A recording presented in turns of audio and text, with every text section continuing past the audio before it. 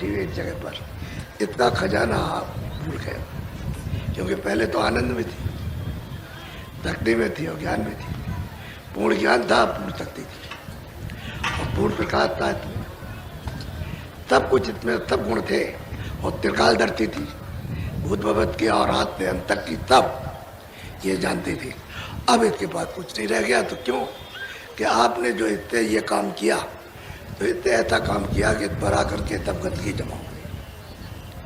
अब जब जमा हो गई तो इसका प्रकाश, प्रकाश के साथ उसकी शक्ति, उसके साथ उसका ज्ञान, उसके साथ उसका आनंद, जब ये ऊपर से जब ये बरसा हुई कर्मों की और ये बरसता गया, बरस क्या गया और बादल की तरह से जमा हो गए, तो जीवात्मा को सबको घेर लिया।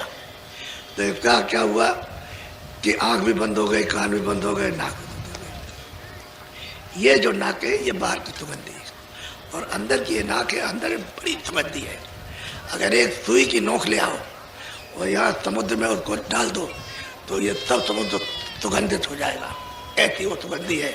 लेकिन वो ये नाक है, उसको ये सूंघती है और ये बाहर की अल्प सुगंधी ये और दुर्गंध ये नाक सूंघती है। तो जब ये बाहर से दुर्गंध सुगंध सूंघती है तो अंदर का वाले कानों को देती है, तो उसको ये ज्ञान है कि अच्छी नहीं, ये अच्छा है, ये अच्छा नहीं। जब ये बाहर की आंखें देखती हैं तो रूप को तो कहते हैं अरे ये अच्छा नहीं, ये अच्छा है, अंदर वाली आंख को देती है।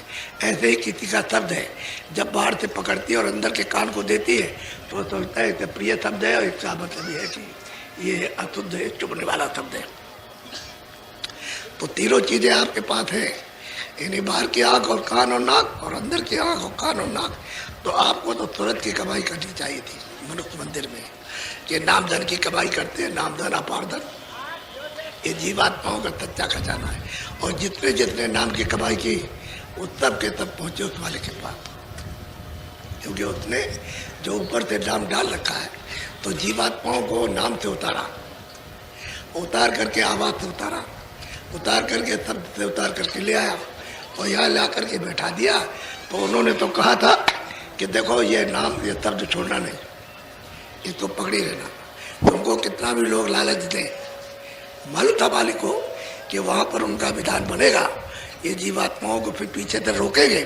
तो ये इनको कहा कि तुम फतरा नहीं, इसको पकड़े रहना, इस नाम को छोड़ना नहीं, शब्द को न छोड़ना, आवाज़ को मत छोड़ना, पकड़े रहना। अगर आवाज़ तुम पकड़े रहती तब तो कोई भी धोखा नहीं दे सकता था। अब आवाज़ जैसे ही मतलब यह है कि आपने अच्छा बुरा काम किया और ये ऊपर से लगना शुरू हो गया, तो धीरे धीरे करके आपकी आँख कमज़ोर हो गई, क्योंकि उसमें मलबा जमा हो गया, और कान भी कमज़ोर हो गए सुनने के, और नाक भी कमज़ोर हो गई सूंघने की। तो सब पर आकर के उस पर पड़ा तो इसको सबको ढक लिया। तो ये जड़ में आकर के फंस गई। ये कर्म क्या है? जड़ है। ये शरीर जो है वो जड़ है, सामान्य जड़ है, तो जड़ में फंस गई। तो अब कहा जाता है जड़ चेतन ग्रंथ पड़ गई, जड़ की चेतन के साथ ग्रंथि पड़ गई। एकदम बिल्कुल झूठी है, लेकिन इसका खुलना बहुत मुश्किल है। कोई महात्मा मिल जाए जानकार जो खुद खुला हो, वो तो खोल सकता है, और जो खुद खुला नहीं है, जितने अपनी आँख नहीं खोली उतने उसको नहीं देखा, तो आपको कुछ नहीं दे सकता, न दिखा सकता, न खोल सकता, न नाम से जोड़ सकता। ऐसा कोई चाहिए हमको यहाँ। तो वो तो वही चाहिए जो उस गुरु से मिला दे, जहाँ से आए वो गुरु उसी से मिला दे, वो सबका गुरु है। यहाँ जो आएगा वो गुरु नहीं बनता, यहाँ से जो आएगा वो मददगीर बनता है, सहायता करने वाला बनता है, आपकी हेल्प करेगा। और जब तुमको ले चलेगा, पहुंचा देगा, तब तुम कहोगे कि गुरु तो ये है। ये तो यहाँ गुरु बनने नहीं आता, वो जीवों को जगाने के लिए आता है, सफाई करने के लिए, कि इनके मन की, बुद्धि की, चित्त की, और ये इनका अंतःकरण है, और ये जीवात्मा जो गंदे हो गए, इनकी सफाई कैसे जाए, तो उसको उसकी युक्ति मालूम है। तो सफाई करता है और आँख खुलेगा, कान खुलेगा, फिर नाम से जोड़ेगा, शब्द से जोड़ेगा, फिर ये तुरंत उसको पकड़ेगी और चढ़ेगी। जैसे ही चढ़ने लगेगी तो प्रकाश ही प्रकाश है, उधर अंधेरा नहीं। यह अंधेरा तो इन आँखों के लिए है, कि अब सूरज निकल आया तो इन आँखों के लिए उजाला हो गया, और शाम को जब डूब गया तो इन आँखों के लिए अंधेरा हो गया। लेकिन जब अंधा हो गया तो दिन और रात अंधे, तो दोनों अंधेरे, उधर भी अंधेरा इधर भी अंधेरा, तो उधर भी झूठ है इधर भी झूठ है। इसमें ना उजाले में कुछ है ना अंधेरे में कुछ है। अब वो जो खुल जाए, जहाँ ना सूरज निकलता ना डूबता है, और उधर अंधेरा कभी होता नहीं, वो जैसा का तैसा हो जाता। तो जिधर से जित में आए थे उसी चीज को आपने पकड़ लिया तो चढ़ोगे तो जिसके यहाँ से आवाज आ रही है उसी के पास पहुंचोगे, साक्षात्कार दर्शन होगा। तुलसीदास जी महाराज छोटे थे, जब 5 बरस के हुए तो अंदर से उनके एक लहर उठी, उनके अंदर से एक लहर उठी कि किसी महात्मा का दर्शन होना चाहिए। तो अब किसी से कह तो सकते नहीं है, तो महात्मा क्या देगा कि दर्शन होना चाहिए। तो माँ बाप के घर में किसी को न बताए, उधर रास्ते में चले जाए, तो रास्ते में खड़े ऐसे करके देखे, कभी इधर देखे, तो घर में अब तलाश हो कि बच्चा कहाँ गया, इधर उधर ढूंढा इस घर में उस घर में नहीं मिले, तो किसी ने कहा वो रास्ते में खड़ा, वहाँ गए, पकड़ा तो दे तमाचे रहते, बड़ा डांटा फटकारा है। एक दिन तो घर में रहे और फिर इधर रास्ते में चले गए। अब अंदर से उठ के लहर उठे कि कोई महात्मा का दर्शन, उधर जा करके उधर देख रहे इधर, तो फिर तलाश हुई उनकी, भाई किधर चला गया, तो मालूम हुआ कि उधर है, तो मतलब वहाँ गए, फिर उसको मारा पीटी की लिया घर में। अब कई दिन तक ऐसे मार खाते रहे, कई दिनों तक। जब उनकी करीब 11 साल की उम्र हो गई तो एकदम से 2 बजे उठे और चले गए रास्ते में, तो रास्ते में बैठ के रोए, खूब रोते रहे। सुबह भोर में उधर से एक महात्मा अंधेरे में जा रहे थे, तो उन्होंने देखा एक बच्चा है रो रहा। अरे पहले तू रो रहा, मैं तो तेरे लिए आया था, तू यहाँ रो रहा, आए था। तो उसको बुला लिया और बैठाया, उसको कहा देख तू घबरा नहीं, मैं आया हूँ तेरे लिए आया हूँ, देख तेरे पास में ये आँख है, अंदर में ये 2 आँखें, इसको बंद करना ये, और अंदर की आँख का रास्ता अंदर से, और सामने देखना तो सीधा ऐसे करके सामने देखना, तो तुझको पहले तो अंधेरा मिलेगा, और जब सामने तू अपनी आँख को रोकेगा तो उसी में तुझे चिन्ह मिल जाएगा, एक काला था, उसको मत छोड़ना। उसको बताया, तो आंखें बंद कराई, तो कहा देख बंद कर, तो बंद कराया, तो उसको दिखाया कि देख वो दिखाई दे रहा, वो देख वो दिखाई दे रहा। तो पूछा दिखाई दे रहा कि हाँ दिखाई दे रहा, तो कह लगे इसी पर रोकना, इसी पर। फिर कहा देख आँख बंद करना, कान बंद करना, बाहर से मत कुछ सुनना और ना बाहर से देखना, ये अंदर में तेरे अंदर सूरत में जीवात्मा में कान है, तो तू कहता कान भी बंद कर रहा और ऊंचा ध्यान दे करके गौर से कान से सुनना।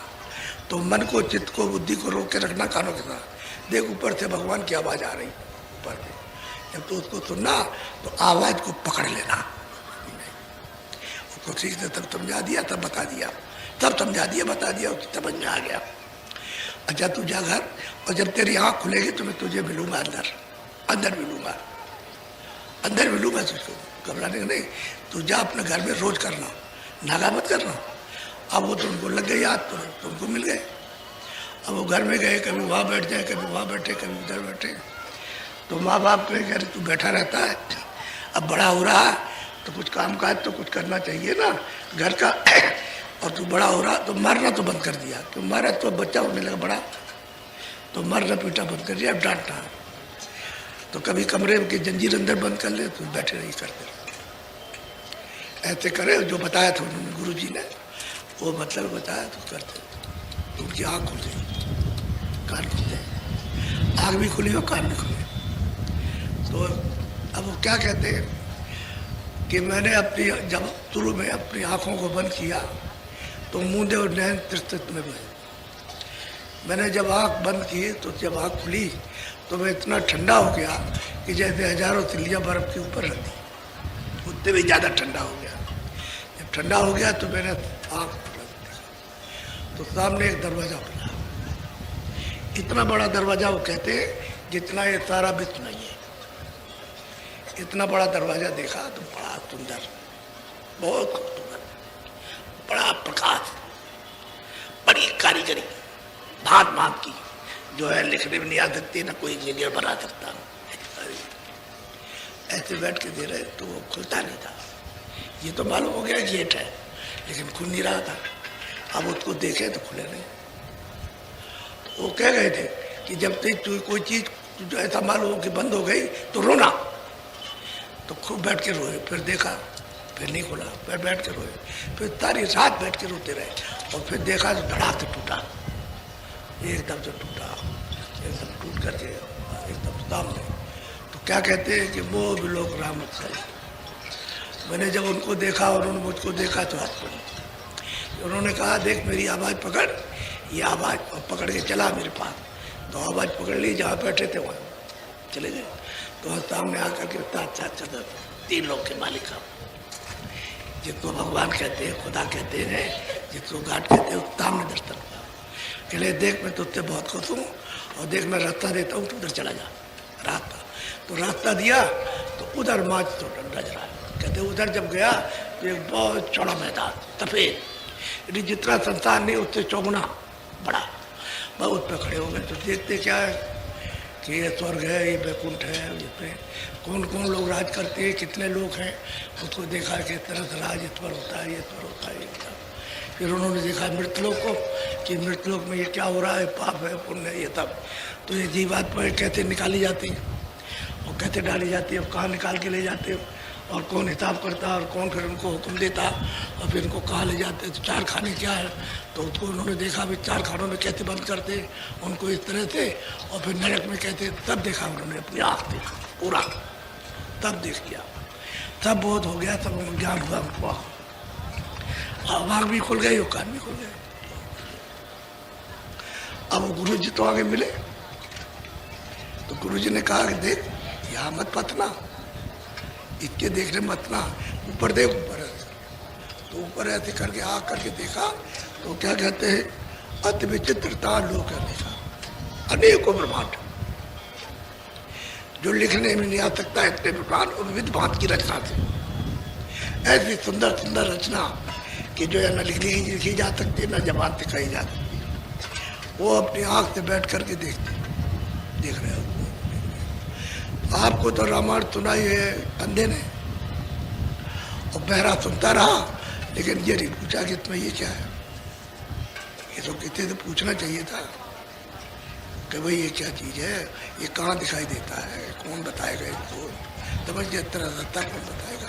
तो तो आपने पूछा कि सुन दिया, उसने सुना दिया और चला गया। ये कलयुग में 1589 में जन्म हुआ और मतलब और 1680 में तेरी छोड़ा। अभी कितने दिन हुए, अभी कुछ दिन तो नहीं, कलयुग में।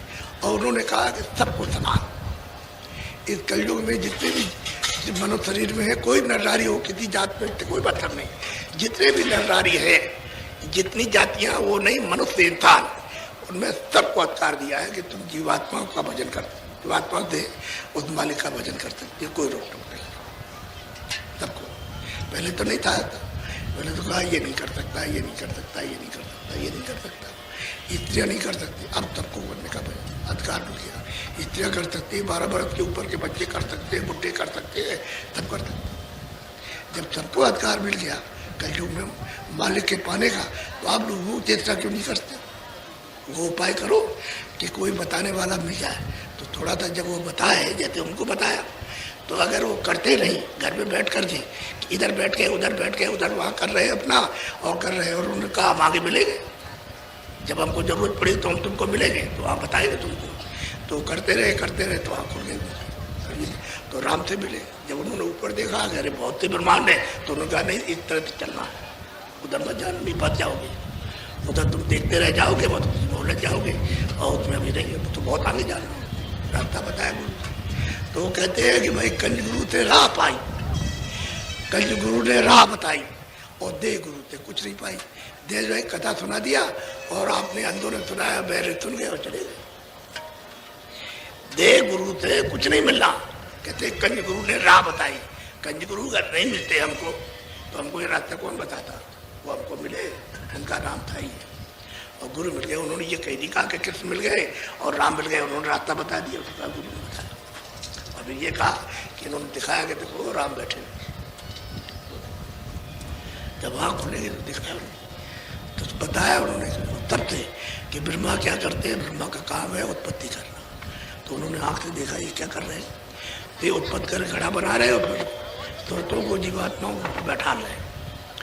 तो कैसे बनाते हो, कैसे बैठाते हैं, उनको मालूम। फिर एक कहा ये पालन पोषण कर रहे हैं बिजली, ये पालन पोषण कर रहे हैं कि सबको कोई मतलब है था उचित सबको पेट भरने को मिले। चाहे पशु हो, चाहे पक्षी हो, चाहे आदमी, कोई भी सबको देता है। फिर जब श्वासों की पूंजी खत्म होगी तो शिव जी तंगार कर देंगे, वो आएंगे और कहेंगे मकान खाली कर दो। मकान तो उन्होंने बनाया, उन्होंने पालन पोषण किया, उन्होंने कहा कि नहीं अब ये आपका खत्म हो गया, इसको खाली कर दो। तो जीवात्मा को निकाल बाहर कर दिया। तो उनको भी देखा तब, हर किसी को देखा तब उन्होंने ये तब बात कही, उन्होंने बताया। और आप रामायण में कुछ नहीं समझते, कुछ नहीं पढ़ते रहो ऐसे ही तो बरस हो जाए।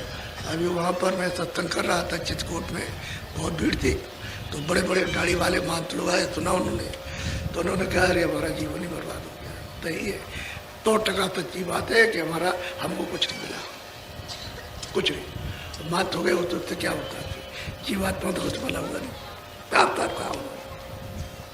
हमने भाई तुमने तो खोजा ही नहीं था, अगर खोज करते हो तो मिल जाता। उस महापुरुष की जो रास्ता, जो देखता है, जो जानता है, अगर उसकी लालसा करते कि हमको वो मिले बताने वाला, जैसे तुलसीदास जी ने की कि हमको कोई बात में मिले, तो उनकी मतलब ये इच्छा के मुताबिक वो मिल गए। अब मिले तो रास्ता बता दिया और कहा कि ये रास्ता है, तुम अंदर चलो। तो वो चले तो उनको सब कुछ मिला। अभी पहुंच जाएंगे जहाँ जाना है, इनको पहुंचेंगे उसका था। कहते हैं एक अनिया अनामा अगतन प्रभुधामा, पहुंच गए परम धाम में। कहते एक ही था पहले, तब देखते आप से अंतर रचना कहते हुए, तब उनको पूरा आप से अंत तक देखते के। तो असल में बात यह है कि मैंने सत्संग तो पहले सुना दिया। दो ही काम है, एक शारीरिक मेहनत और एक तुरंत की मेहनत, एक जीवात्मा मेहनत। जीवात्मा की मेहनत नाम की कमाई, शरीर की मेहनत सामान की इकट्ठा करना। शरीर से जो मेहनत करोगे सामान इकट्ठा करोगे। और क्या करता है काश्तकार, अनाज बो देता है, पानी देता है, ये वो रखवाली करता है, जब पक गया तो काटता है, काट के ले आया तो उसको उस दाने को, अनाज को निकाले को ले आया। ये शरीर की मेहनत। तो शरीर की मेहनत से शरीर का पालन पोषण, और इससे मतलब ये जब जीवात्मा से मेहनत करोगे तो वो जन में मिलेगा चेतन, तो इसका पालन पोषण होगा, इसको शक्ति मिलेगी, इसको ज्ञान मिलेगा, इसकी आँख खुलेगी, इसके कान खुलेंगे, समझ जाए, इसको आनंद मिलेगा, इसको हर चीज़ मिलेगी फिर। और तब वो देखेगा कि मुझ में कितनी बड़ी शक्ति है। अभी तो कुछ नहीं है। तो मैं असल में आपको कुछ देना चाहता हूँ, क्योंकि मेरे पास समय नहीं है। तो आप जो अमूल्य चीज़ है उसको ले लो, और ये रुपए पैसे से नहीं मिलेगा। तुम अगर कहोगे कि रुपया पैसा से मिल जाए, एक थाली में सारे विश्व का धन, हीरे जवाहरात, सोना चांदी सब रखो, और इस पर एक तरह से फेरो आरती कि हम तुमको सब राजपाट और सारा धन ये तुम्हारे ऊपर चढ़ा देंगे और तुम खड़े हो जाओ। ये मट्टी इस मट्टी को खड़ा नहीं कर सकती, इसलिए ये धन से नहीं मिलता। राजपाट दे दो उससे नहीं मिलेगा, ये तो आत्म धन है। जब जीवात्मा का सच्चा धन मिलेगा तो वही जितने कमाया होगा वो देगा, और दूसरा कोई जानता ही नहीं कि जीवात्मा का सच्चा धन क्या चीज़ है, तो बात नहीं है। तो दो ही कमाई है। तो ये तो शरीर चलाने के लिए आप मेहनत कर लो ताकि ठीक अपना चलता रहे, बाजार ठीक ठाक रहे, निरोगी रहे। और इधर जीवात्मा को तुम जगाओ नाम को पकड़ के, नाम को पकड़ो, उसकी कमाई करो। एक दिन करो, 2 दिन करो, 4 दिन करो, 10 दिन करो, 15 दिन करो, 20 दिन करो, और नाम आपको सुनने को मिलेगा। जब सुनने को मिलेगा तो कान से सुनो, जब सुनने को मिलेगा कान से सुनने लगे तो पकड़ लो उसको, ऐसे फिर मत छोड़ना उसको। तो उसमें जो है परम शक्ति है। जीवात्मा उसी नाम का तत्व है, उसी शब्द का तत्व है, चेतन। तो अब उसको जर्रे के बराबर हो गया। जर्रे के अगर लाख टुकड़े किए जाए उससे भी छोटी हो गई। तो ये अपने तत्व में मिलना चाहती है। तो जीवात्मा का तत्व शब्द नाम है। तो अब ये जब नाम सुनने लगी और आवाज़ आने लगी तो आवाज़ बढ़ने लगी और तू पकड़ने लगी। तो ये क्या करेगी कि जब उसका कान खुल जाएगा तो आवाज़ को पकड़ेगी तो मिलेगी। तो उसको ऐसे करके धीरे धीरे खींचेगा, ऐसे ऐसे जैसे चुम्बक खींचता रहे, लोहे को ऐसे खींच लेता है, ऐसे ऐसे ही नाम, ऐसे ही शब्द, उसको ऐसे ही वो आवाज़ और धीरे धीरे जब साफ हो जाएगी तो ऐसे खींच लेंगे, ऐसे और शरीर से ऊपर निकाल देंगे। तो जैसे मृत्यु हो जाती है जीवात्मा के निकालने पर कुछ नहीं रह गया, ऐसे ही साधक को साधना में ऐसे शरीर छोड़ना पड़ता है। और छोड़ करके ऊपर चला गया, ऊपर आ गया, फिर गया, ऊपर आ गया, ऐसा नहीं कि छोड़ करके ऐसा चला जा फिर नहीं आएगा, ऐसा नहीं। जब उसका समय पूरा हो जाएगा सांसों की पूंजी का, तब वो छोड़ेगा इस शरीर को, और नहीं तो ऊपर जाएगा फिर लौट के आएगा, फिर जाएगा फिर आएगा। तो बहुत से लोग ऐसा सोचते कि मर न जाए, मर न जाए। अरे वो तो वक्त थे ही तुम शरीर छोड़ोगे, बीच में मरोगे नहीं, बीच में चढ़ो और उतरो, चढ़ो और उतरो, चढ़ो और उतरो, चढ़ो। अब ये चढ़ते उतरते रहे तो इनको क्या था, 13-14 साल में इन्होंने पूरा काम कर लिया अपना, और 91 साल तक रहे। तो आप समझ लीजिए, तो वहाँ जाते रहे आते रहे, शरीर छोड़ दिया चले गए, फिर वहाँ से उतर के आ गए। तो शरीर तो जब छूटेगा जब सांसों की पूंजी पूरी हो जाएगी, तब वो फिर निकालिए, तब वो कहेगा भाई अब जाओ, अब आप हमारे शरीर को दे दो। तो कहेंगे लो आपने तुम तो पवित्र लिया था, पवित्र अपना ले लो, अब इसमें कोई पाप नहीं है, कोई पुण्य नहीं है। जब कोई कूड़ा कचरा नहीं है तो कहेगा ठीक है, अब आती है वो तो चले जाएंगे। अब कूड़ा कचरा रहेगा तो कहेगा भाई हमारा ये दे जाओ, तब आपको रोकेगा, और रोक करके फिर आपका हिसाब करके फिर तुमको तैयार देगा, तो आप उसके बंधन में आ जाओगे। तो असली अमूल्य चीज लो, और वो है नामधन। नामधन उसको कहते हैं जीवात्माओं के धन का दान। तुरतों के, जैसे गौतम अगर तुरंत कर, रामायण में भी तुरंत लिखा, और संतों ने भी तुरंत के बारे में कहा। तुरंत कहते हैं जीव, इस जीवात्मा को रूह को कहते हैं, जो तोल है उसको तुरंत कहते हैं। तो तुरंत का धन है नाम, नाम धन है। अब उसकी अगर कमाई कर लो तो काम बच जाएगा। और कमाई कुछ नहीं करते हो, रत्ती भर भी इसमें लगे रहते, पड़े रहते, तारा तो मैं आपको नाम दान दूंगा, क्योंकि सत्संग तो हमने सुना दिया, अब उसकी जरूरत नहीं है और कुछ सुनाने की। अब तो सीधा रास्ता पकड़ाना है। नाम दान देखो, इधर शरीर में 2 आंख इधर है, और बीचों बीच में ये तुरंत बैठी है, उसमें 1 आंख है। तो कितनी आंख हुई? 3 आंख। अब आप इधर देखो, ये शरीर में 2 कान है, और ये तुरंत में 1 कान है, तो कितने कान में? 3 में। और इधर देखो आप, ये 2 नाक शरीर में और 1 नाक तुरंत और जीवात्मा, तो क्या नाक हुई? बात। अब ये सीधी बात है। अब ये आंख और कान काम करेंगे इधर का। जब मान लो किसी की आवाज ना हो, कोई भी आवाज ना हो, तो आपके कान क्या करें? कुछ नहीं करें, कुछ नहीं करें। अगर कोई आवाज ना हो तो ऐसे तुम तार रहे।